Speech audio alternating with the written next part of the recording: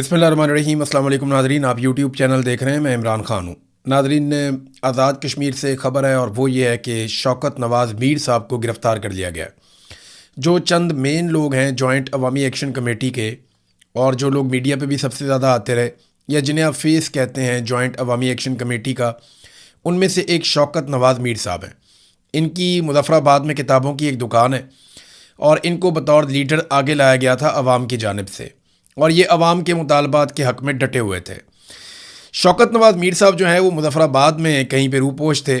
जब छापे मारे जा रहे थे, इनको गिरफ़्तार करने की कोशिश की जा रही थी, तो रावला कोर्ट के अंदर जो इस वक्त एहतजाज चल रहा है, वहाँ पे जॉइंट अवामी एक्शन कमेटी के ओहदेदारान ने शौकत नवाज़ मीर साहब से दरख्वास्त की कि जनाब आप पहुँचें और रावला कोर्ट में आएँ। यहाँ पे अवाम जो है वो आपका इंतज़ार कर रही है ताकि यहाँ से हम कोई लायामल बनाएं और आगे की तरफ अगर मार्च करना है या आगे बढ़ना है तो वो कार्रवाई की जाए। अब शौकत नवाज़ मीर साहब जो हैं वो जहाँ पे छुपे हुए थे वहाँ से निकले और फिर उन्होंने रावला कोर्ट की तरफ बढ़ना शुरू किया।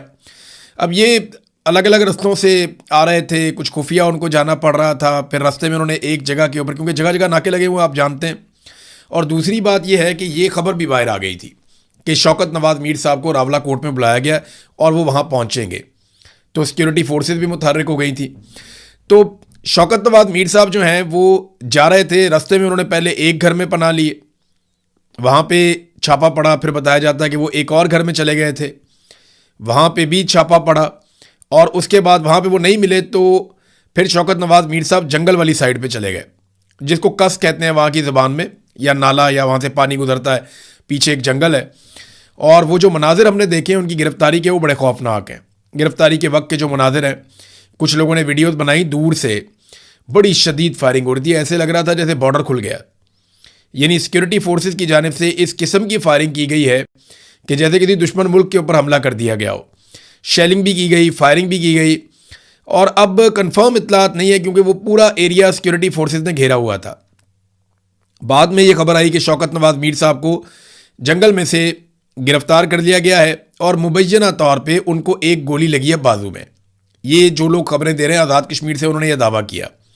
पूरे इलाके का जो है वो इंटरनेट पहले ही बंद है, आपको कोई इन्फॉर्मेशन मिलती नहीं है, मोबाइल फ़ोन भी बंद हो जाते हैं, और वहाँ पे एक क्रैकडाउन ऑपरेशन हो रहा था शौकत नवाज़ मीर की गिरफ्तारी के लिए। और जितनी गोली चलाई गई, मैं हैरान हो रहा था वो आवाज़ें सुनकर कि किस किस्म की फायरिंग हो रही है वहाँ पर, जैसे कोई बॉर्डर खुल जाए या कोई दुश्मन मुल्क के ऊपर आप अटैक कर दें, इस किस्म के मनाजिर थे। बहरहाल शौकत नवाज़ मीर साहब को ज़ख्मी हालत में मुबैना तौर पे गिरफ़्तार किया गया। उनके एक साथी जो हैं वो गिरफ़्तार नहीं हुए जो उनके साथ थे, और सुनने में आ रहा है एक और शख्स भी साथ, उनका जो साथी था वो गिरफ़्तार हो गया। अभी तक की जो इतलात हैं वो ये बता रही हैं कि शौकत नवाज़ मीर साहब को गिरफ़्तार करने के बाद आज़ाद कश्मीर से बाहर ले जाया गया। अब आज़ाद कश्मीर से निकालेंगे तो रावलपिंडी लेकर जाएंगे। अब आज़ाद कश्मीर में शौकत नवाज़ मीर साहब नहीं हैं, ये आज़ाद कश्मीर का मीडिया क्लेम कर रहा है। वो ये कह रहा है कि जैसे ही उन्हें सिक्योरिटी फोर्सेस ने पकड़ा तो वो उन्हें लेकर निकल गए और आज़ाद कश्मीर की हदूद फौरी तौर पे छोड़ दी। तो ये सिक्योरिटी फोर्सेस की एक बड़ी कामयाबी है कि इस तहरीक का एक मेन आदमी वो सिक्योरिटी फोर्सेस के हाथ लग गया। बहुत सारे लोग ये दावा कर रहे हैं, या जो सोशल मीडिया के अकाउंट्स हैं जॉइंट अवामी एक्शन कमेटी से जुड़े हुए, वो भी ये कह रहे हैं कि ये किसी ने गद्दारी की है और अंदर से किसी ने खबर दी है, मुखबरी की है शौकत नवाज़ मीर की, जिसकी बुनियाद पर वो गिरफ्तार हुए। अगर ये मुखबरी ना होती तो वो रावला कोर्ट पहुंच जाते। शौकत नवाज़ मीर साहब अगर रावला कोर्ट पहुंच जाते तो सिचुएशन हुकूमत के लिए शायद और मुश्किल हो जाती, लेकिन इसका रद्द-ए-अमल भी आएगा। अब उमर नज़ीर कश्मीरी साहब ने उसके बाद एक स्टेटमेंट दिया। उन्होंने खुद ये एतराफ़ किया कि हमने उन्हें बुलाया था, वो हमारे कहने पर आ रहे थे, लेकिन रास्ते में उनकी गिरफ्तारी हो गई है और उन्हें कश्मीर से बाहर मुंतकिल कर दिया गया है। लोगों को इश्तियाल दिलाने की कोशिश की जा रही है और अब रावला कोर्ट में एक बड़े क्रैकडाउन की तैयारियां हो रही हैं। पुलिस ने तरदीद कर दी है कि शौकत नवाज़ मीर को गिरफ्तार नहीं किया गया। अच्छा, ये बड़ा अलार्मिंग है, क्योंकि जब आपने किसी इंसान को लापता करना होता है जबरी तौर पे, तो फिर आप ये कह देते हैं कि पुलिस ने उसको गिरफ्तार नहीं किया, क्योंकि जिस शख्स को गिरफ्तारी डाल दी जाए फिर उसको मंजर आम पे लाना पड़ता है, उसे किसी ना किसी अदालत में पेश करना पड़ता है। अब शौकत नवाज़ मीर एक ऐसी शख्सियत है, अगर वो कश्मीर से गिरफ्तार हो जाते और पुलिस उनकी गिरफ्तारी डाल देती तो पुलिस को उन्हें अदालत में पेश करना पड़ता, और इस मौके पर पूरा शहर बाहर आ जाता, बहुत बड़ी तादाद में लोग निकल कर आ जाते। तो इस सारी सिचुएशन को अवॉइड करने के लिए उनकी गिरफ्तारी को छुपा दिया गया और ये दावा किया गया कि उन्हें गिरफ्तार किया ही नहीं गया। तो अब इस वक्त कुल मिला के सूरत हाल ये है कि शौकत नवाज मीर साहब ज़ख्मी भी हैं मुबैना तौर पर, और वो जबरी तौर पर उन्हें गुमशुदा किया गया है और इस वक्त आज़ाद कश्मीर की हदूद से उन्हें बाहर ले जाया जा चुका है। ये है जनाब शौकत नवाज मीर साहब की सूरत हाल। उमर नज़ीर कश्मीरी साहब ये कह रहे हैं कि गन पॉइंट पे शौकत नवाज मीर साहब से कोई बयान भी दिलवाया जा सकता है। उन्होंने कहा कुछ ऐसे लोग हैं जॉइंट अवामी एक्शन कमेटी के जिन्हें पकड़ा गया, फिर गन पॉइंट पे उनसे कोई बयानात दिलवाए गए और उनके बयानात को नशर भी किया गया। तो बहुत मुमकिन है कि शौकत नवाज मीर साहब से भी गन पॉइंट के ऊपर कोई स्टेटमेंट दिलवा दिया जाए, लेकिन उस स्टेटमेंट की कोई अहमियत नहीं होगी, कश्मीरी पीछे नहीं हटेंगे, उन्होंने ये कहा। फिर उन्होंने ये भी कहा कि हम में से अगर बाकी लोग मारे जाएं या पकड़े जाएं, फिर भी आपने अपनी तहरीक नहीं छोड़नी, आप अपनी तहरीक चलाते रहें और अपने हुकूक के लिए डटे रहें, खड़े रहें। तो नाज़रीन, पुलिस ने फिलहाल तरदीद कर दी है। और एक और चीज़ जो पता चली वहाँ पे जो मुज़ाहिरीन है उनकी जानिब से, कि वो कहते हैं जी ड्रोन्स भी आते हैं। अब वो लोकेट करने के लिए आते हैं, देखने के लिए आते हैं, जासूसी करने के लिए आते हैं, लेकिन ड्रोन्स का इस्तेमाल भी आज़ाद कश्मीर में धरने वालों के खिलाफ किया जा रहा है और क्रैकडाउन की एक तैयारी की जा रही है। बल्कि वहाँ तकरीर करते हुए जो मुज़ाहिरीन है उन्होंने कहा कि जनाब हमारे ऊपर क्रैकडाउन के लिए फोर्सेस लाई जा रही हैं, तो अच्छा है आप हमारे ऊपर क्रैकडाउन करें ताकि आप एक्सपोज हो जाएं और हमारे लिए भी अगले रास्ते खुल जाएं कि हम अपने एहतजाज को वुसअत दे सकें, आगे बढ़ा सकें। अब ये एक दुकानदार है शौकत नवाज मीर, ये कोई बहुत अमीर आदमी तो है नहीं, कोई बहुत जायदाद वाला आदमी नहीं है, कोई बहुत बड़ा सियासी ख़ानदान नहीं है, कोई बहुत ताकतवर आदमी नहीं है। गुमनाम राहों में मारा भी जाएगा अपने लोगों के हक़ के लिए तो किसी को कोई फ़र्क नहीं पड़ेगा। ये कौन सा कोई नवाज शरीफ है या शहबाज शरीफ है या कोई बहुत बड़ा सरदार है या कोई बहुत बड़ा वडेरा है या कोई बहुत बड़ी ज़ात पात का आदमी है जिसकी बहुत बड़ी जायदाद है, बहुत सारा कुछ उसके पास है। आम आदमी है, गरीब आदमी है, लेकिन गरीब के हुकूक के लिए खड़ा हुआ था। तो देखें इसको कैसे निज़ाम निशान इबरत बनाता है, आपको आने वाले दिनों में अभी पता चल जाएगा। ओवरसीज़ पाकिस्तानी बड़ा शदीद रद्दअमल दे रहे हैं इस गिरफ़्तारी पे और वो बहुत गुस्से में है। लगातार वो हमें राब्ते कर रहे हैं, हमें भी इंफॉर्मेशन दे रहे हैं, ख़ुद भी वो इसके बारे में पूछगछ कर रहे हैं और आने वाले दिनों में ये मामला बहुत बढ़ेगा। तो अब कुल मिला के ऐसा दिखाई देता है या तो शौकत नवाज मीर साहब को लंबे अरसे तक जबरी तौर पर लापता रखा जाएगा, जैसा कि रिजवी बरादरान को रखा गया। दोनों भाई जबरी तौर पे लापता है, आज तक पता नहीं चला उनका। 7-8 महीने हो गए, दोनों भाइयों की समझ ही नहीं आ रही गए कहाँ पे। हालांकि तहरीक लबैक के ऊपर एक खौफनाक क्रैकडाउन हुआ था, वहाँ पे बहुत सारे लोगों को कत्ल कर दिया गया था। फिर ये 2 भाई थे अनस और साद, ये दोनों भाई तब से लेकर अब तक गायब हैं। या तो इस तरह गायब कर दिया जाएगा या फिर जो मैंने आपको बताया था कि एस्टेब्लिशमेंट से जिन लोगों की मुलाकात हुई, एस्टेब्लिशमेंट ने, एक ऑफिसर ने उन लोगों को ये कहा कि ये 4 लोग तो अब नहीं बचते, इनके तो ऑर्डर आ गए हैं और इन 4 लोगों को तो मारा जाएगा। एक उनमें मेहरान है, एक उमर नज़ीर है, एक और हैं, एक शौकत नवाज मीर हैं। तो इनके बारे में ये दावा किया गया था कि इनको मार दिया जाएगा।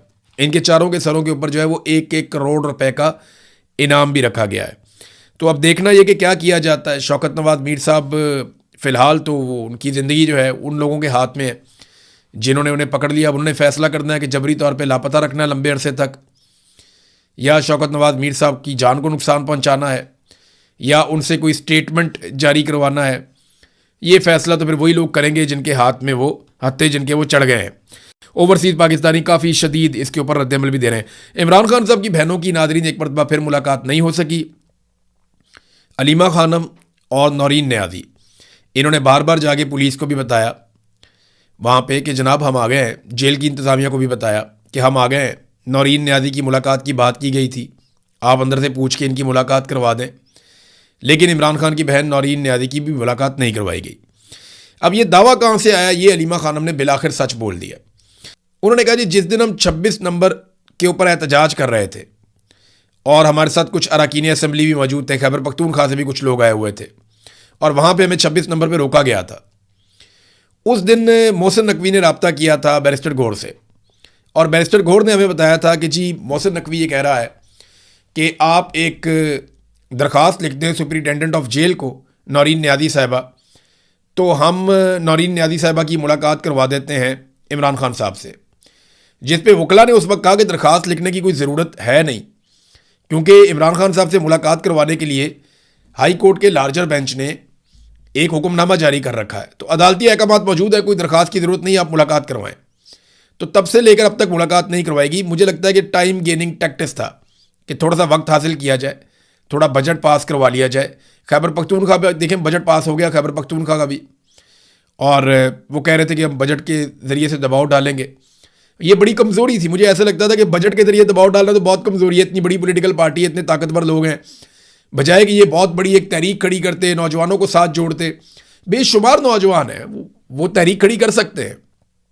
नौजवान तंग भी बहुत हैं, बेरोज़गारी बहुत बढ़ गई है, गुर्बत बढ़ गई है, मईशत तबाह बर्बाद हो गई है, महंगाई बहुत बढ़ गई है, लोग तंग आए पड़े हैं। किसान हो जाए, ट्रेड यूनियंस हो जाए, मजदूर हो जाए, मेहनत कश कोई भी हो जाए, सारे तबकात ही परेशान है, सरकारी मुलाजमीन परेशान है, नौजवान तो बहुत ज़्यादा परेशान है, तालिब इल्म परेशान है।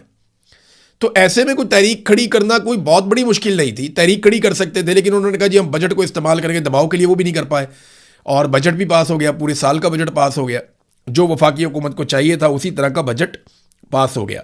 बहरहाल इमरान खान साहब की मुलाकात, ये ड्रामा ही एक निकला, मुलाकात नहीं करवाई गई बाद में, और अलीमा खानम ने और उनकी बहन नौरीन न्याजी ने आज ये साबित भी किया कि वो आई भी मुलाकात करने के लिए। कहा जी आज मुलाकात नहीं करवाई, रात गए उन्होंने धरना ख़त्म किया, उन्होंने कहा जी अगले हफ्ते हम फिर आएंगे।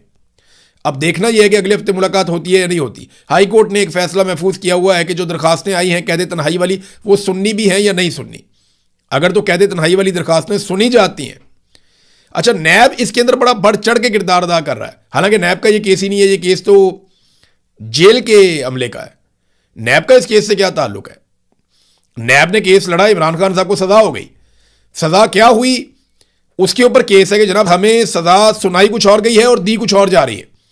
यानी सजा सुनाई गई है कि जेल में रखा जाएगा, सजा दी जा रही है कि कैद तन्हाई में रखा जा रहा है। तो यह मामला तो जेल का और मुद्दइयों का है, इसमें नैब का तो किरदार ही खत्म हो गया। लेकिन नैब बड़ी मुतहर्रिक नजर आ रही है, हम हैरान होते हैं देख के, क्योंकि नैब को आपको पता है पीछे से चाबी मिलती है, वो चाबी पे ही चलते हैं, जैसे उन्हें चलाया जाता है वैसे ही वो चलते हैं। बहरहाल वो भी फैसला महफूज है, वो फैसला जब सामने आता है तो हमें आइडिया हो जाएगा। फजलुर रहमान साहब आज़ाद कश्मीर में पाकिस्तान पीपल्स पार्टी के साथ मिलकर इलेक्शन लड़ेंगे। मैंने आपको कई मरतबा फजलुर रहमान साहब के बारे में ये बताया कि वो बड़े अच्छे काम भी करते हैं, कभी कभी बड़ी अच्छी बातचीत भी कर लेते हैं, कभी कभी बड़ी अच्छी आवाज़ भी उठा लेते हैं कभी कभी। लेकिन एक बात मैं आपको हमेशा बताता हूँ और बार बार बताता हूँ कि फजलुर रहमान साहब सिस्टम है, सिस्टम का हिस्सा नहीं है, खुद सिस्टम है, और वो सिस्टम के बगैर कभी भी नहीं जी पाएंगे। फजलुर रहमान का मौक़िफ़ कभी भी उसूली नहीं होता, फजलुर रहमान साहब का मौक़िफ़ हमेशा वसूली होता है। तो इस मरतबा उन्होंने बड़ी अच्छी वसूली की, उनको आइडिया है कि आज़ाद कश्मीर में पीपल्स पार्टी की हुकूमत बनाकर दी जाएगी। तो तारीख में पहली बार पीपल्स पार्टी और JUI का इत्तेहाद हो गया, और बिलावल कहते हैं जी हम तो चाहते हैं कि बलूचिस्तान में भी हमारा इत्तेहाद हो जाए। बहरहाल आज़ाद कश्मीर में ये मिलकर इलेक्शन लड़ेंगे। तो फजलुर रहमान साहब ने पहले आज़ाद कश्मीर की बात की, फिर आज़ाद कश्मीर में मुज़ाकरात करवाने की बात की, फिर वहाँ पे जो एहतजाज हो रहा था उसको रुकवाया, फिर उनके लोगों के साथ रब्ता वाब्ता किया, और यहाँ उन्होंने अपनी पोजीशन को थोड़ा ऊपर लेकर आए। जैसे ही वो अपनी पोजीशन को ऊपर लेकर आए तो वसूली होगी कि जनाब पीपल्स पार्टी के साथ आपका इत्तेहाद करवा देते हैं, आप आज़ाद कश्मीर में हुकूमत बना लें और आप आज़ाद कश्मीर के करता धरता बन जाए, वजारतें शदारतें भी मिल जाएंगी। कश्मीर कमेटी की वजारत तो हमेशा फजलुर रहमान साहब के पास रहती थी माजी में, तो ये एक बड़ी अच्छी ऑप्शन मिली है। तो फजलुर रहमान साहब ने इसको कबूल किया और पीपल्स पार्टी के साथ मिलकर अब वो आज़ाद कश्मीर में इलेक्शन लड़ेंगे। नाज़रीन, इस्लामाबाद में एक प्रोग्राम हुआ कन्वेंशन सेंटर में, जो प्रोग्राम था इंडस वाटर ट्रीटी के हवाले से, जो हमारा मुआहदा सिंध-ताश मुआहदा इंडिया के साथ, उस पर एक प्रोग्राम हुआ। अब तो मुआहदा ही ख़त्म कर दिया इंडिया ने। इस प्रोग्राम में वज़ीर आज़म ने और फील्ड मार्शल ने भी आना था, लेकिन वो दोनों नहीं आए, कुछ वज़रा वगैरह आए, कुछ गैर मुल्की भी आए। तो पाकिस्तान का पानी जो है भारत रोक कर बैठा हुआ है, भारत पानी छोड़ नहीं रहा। और यहाँ मेरे पास एक बड़ी तफसीली रिपोर्ट है कि पाकिस्तान के जो 3 मशरकी दरिया थे वो तो हमने इंडिया को दे दिए थे इस मुआहदे के तहत, जिनमें सतलुज है, ब्यास है और रावी है। जो मगरबी 3 दरिया थे वो हमारे थे, जिनमें सिंध है, झेलम है और चनाब है। अब उन दरियाओं के ऊपर भारत ने 3120 मेगावाट का हाइड्रो पावर नेटवर्क बना लिया है, और मजीद 7250 मेगावाट के मंसूबों की तैयारियां वो कर रहा है। यानी इतने बड़े पैमाने पर बड़ी तेज़ी से भारत अपने मंसूबे बना रहा है, किस पानी पे? जो पाकिस्तान का है। यानी हमारे देखें ना हुक्मरानों का फ़र्क और भारत के हुक्मरानों का फ़र्क। हमारे हिस्से के पानी के ऊपर भारत बिजली बना के अपने शहरियों को सस्ती बिजली दे रहा है, जबकि हम अपने हिस्से पे पानी पे बिजली बनाने की बजाय अपने फ्रंटमैनों के जरिए से IPPs लेकर आते हैं, और उन IPPs को हम बिजली ना बनाने के पैसे देते हैं। अंदाज़ा करें तो तरक्की कौन करेगा? हम कैसे तरक्की करेंगे? हमें तो एक तो बिजली मिलती नहीं है, मिलती है तो आईपीपीज़ के ज़रिए मिलती है, और आईपीपीज़ की बिजली दुनिया की महंगी तरीन बिजली है। और मज़े की बात यह है कि आईपीपीज़ हमें 1 यूनिट बिजली देते हैं और 4 यूनिट के पैसे लेते हैं, क्योंकि हमने उनके साथ जो मुआहदे किए हैं वो कैपेसिटी पेमेंट रख के किए हैं। और ये कारनामा किया नवाज शरीफ ने, शहबाज शरीफ ने, मुशर्रफ ने, और ज़्यादा कारनामा नवाज शरीफ और शहबाज शरीफ का ही है। पीपल्स पार्टी भी इसमें हिस्सेदार है।